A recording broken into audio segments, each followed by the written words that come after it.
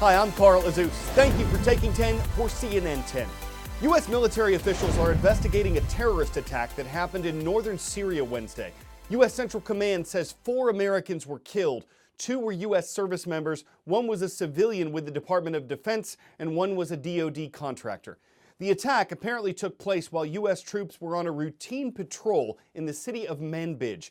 And the terrorist group ISIS, which stands for Islamic State in Iraq and Syria, claimed it was responsible. It said the assault was carried out by a suicide bomber wearing explosives.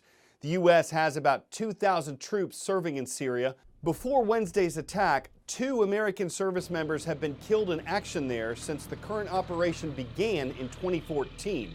The attack happened less than a month after U.S. President Donald Trump announced that American troops would leave the Middle Eastern country and that ISIS was beaten badly. Kurdish military leaders in Syria say troops can push ISIS out of towns, but that northern Syria is still filled with sleeper cells, small groups of terrorists that live quietly in an area until they're ordered to attack. Officials say the threat from them is very hard to get rid of. About 2,600 miles south, in the African nation of Kenya, there was another terrorist attack this week that killed at least 21 people in the capital of Nairobi. It started after a car bomb went off Tuesday afternoon, followed by an assault by several gunmen on a hotel complex. This attack was claimed by Al-Shabaab, an Islamist militant group based in neighboring Somalia. The assault lasted for hours before Kenyan security forces, quote, eliminated all the terrorists. Dozens of people were injured, and Kenya's president says more than 700 were safely evacuated. Tourism is an important part of Kenya's economy, and terrorist attacks have hurt the industry in the past. 10-second trivia. In which of these nations is Romansh an official language? Austria, Italy, Romania, or Switzerland? Romansh is spoken in a region of eastern Switzerland and is one of the country's 4 official languages. The World Economic Forum is getting ready to meet next week in Davos. That's a resort in eastern Switzerland. It's the 49th annual meeting of the group. It brings together thousands of the world's political and business leaders.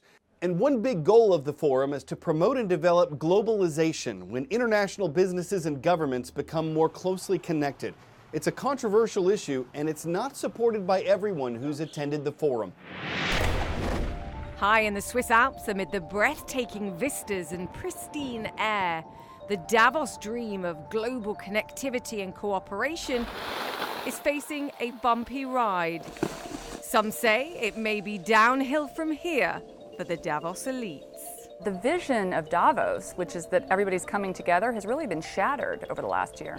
There are so many issues facing globalization right now. In fact, it's hard to think of something positive for globalization. Good evening. And what a year it's been since the last Davos. From anti-elite yellow vest protests in France to populist wins at the ballot box in Brazil, Mexico and Italy. And strongmen consolidating power in countries like Turkey and Hungary.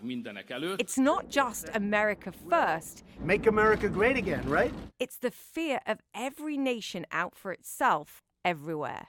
In Davos, you're probably going to hear a lot about a tripolar world. U.S. is going one direction, Europe is going another, and China and some of the emerging markets are going a third.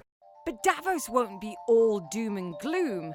Yes, global growth may be slowing, but the U.S. economy's on solid footing. I think we're actually in a good place. And certain central bankers are saying they'll be patient. The big hope, of course, the possibility of a U.S.-China trade deal coming this year, too. And there's going to be the usual discussion about technology, disruption, and innovation. After a rough 2018, it could be tough going. Davos man and Davos women are simply hoping to stay on their feet. Julia Chatterley, CNN. Plant burgers, bean burgers, veggie burgers. There's no shortage of companies trying to develop alternatives to meat. What about sushi, specifically tuna made without tuna fish, but instead from tomatoes, sesame oil, and soy sauce? Some foodies say serious sushi sticklers may not spring for it, but several others have. When it comes to seafood, are there more than fish in the sea? The human population is growing exponentially. In 1800, there were about 1 billion people on Earth. Today, there's more than 7 times that. And by 2100, estimates say there could be nearly 12 billion people around the globe. That rapid growth comes with lots of problems. One of the biggest? Our food supply may not be able to keep up.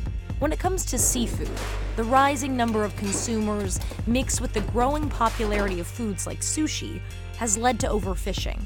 The Pacific bluefin tuna is a sushi staple. Its population has fallen 97%. Demand is only getting higher and higher and higher, and one of the big problems we have today is that we are overfishing tuna, and it's only at 3% at the height of its stock. That's James Corwell. He's been a chef for over 30 years, and he's the founder of a company called Ocean Hugger Foods. His solution to the dwindling tuna population? Tomatoes. Stay with me. There's 5 tastes. So we're familiar with sweet, sour, salty, bitter, but there's the 5th taste called umami, and that refers to savory. In sushi in particular, you have soy sauce, you have rice that's high in umami, you have seaweed that's high in umami, you have the tuna that's high in umami. But also what's high in umami are tomatoes. The only problem is you wouldn't have a great sushi experience if the ahimi tasted like tomatoes.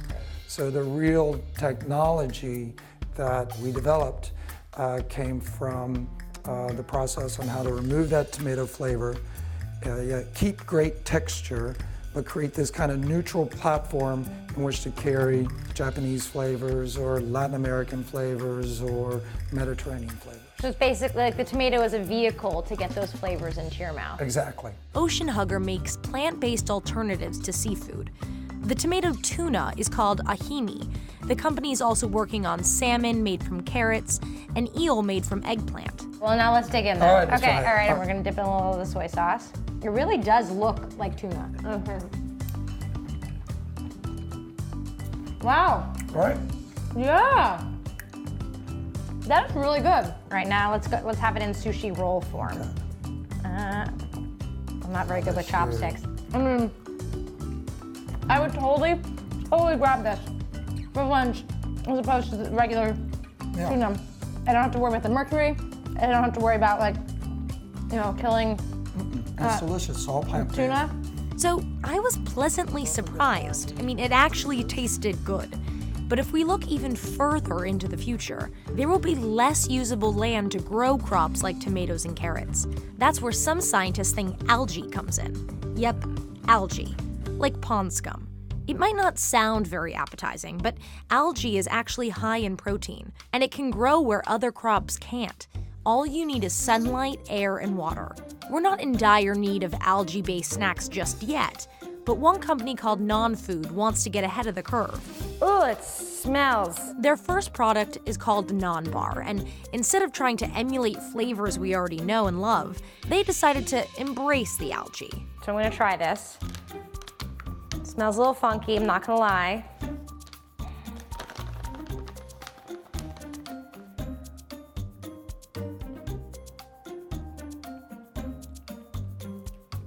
I mean, it's gonna take some getting used to.